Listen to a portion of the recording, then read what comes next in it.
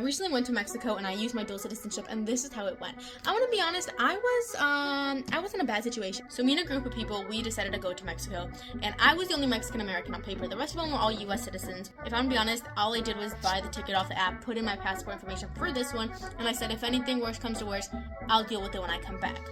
Right? Little did I know.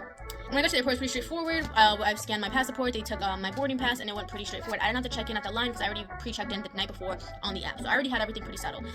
Though when I was at the airport, the guy was scanning this passport. It was getting more difficult, and he was just kind of like, fine. He verified the info with me, and he was like, fine, you're good, go through. So when we arrived in Mexico, we kind of split up into groups because of the seating arrangements. I was with a U.S. citizen who was a minor, aka child, so I went to the American line anyways to be with this child. I was not gonna let them be alone. So when the guy came, he didn't mind. He was kind of like, yeah, straightforward. Except this child was underage, right? Like I said, they were a different shade for me, a different last name for me, and we had permission, a notarized note from their mom saying I could take them.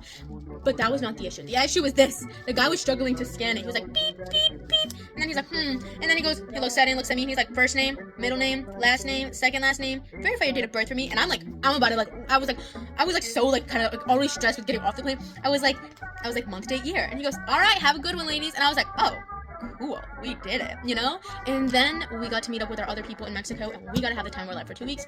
And then when we returned back to America, that's when I got worried. We were at the hotel the night before, ready to fly out, you know? I was flying with the same child I was before on my flight there, so we already knew the routine.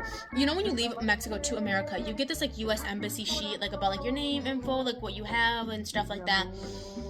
They did not give me one. They did not give me one at the airport. I asked on the plane. They said they would give me it once arrived in America, you know? We landed. We were still separated, but when we were going into lines, we just grouped up. So it was like, I think 8 to 10 of us. I don't recall how many of us there were. We put our passports together. We gave it to the guy, and we're like, here you go. And this guy's like a stack of passports. He just verifies everybody, takes pictures of everybody.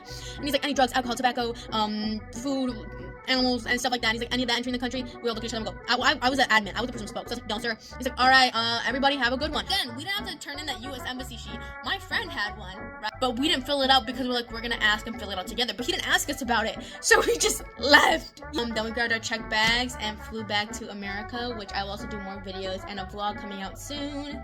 Yeah, so check out my YouTube where I do like more resources and story times with these, because honestly, it was such a good trip. I have so many fun memories, and if I'm gonna be real, guys, I don't know if this was the correct experience, but it was one of them.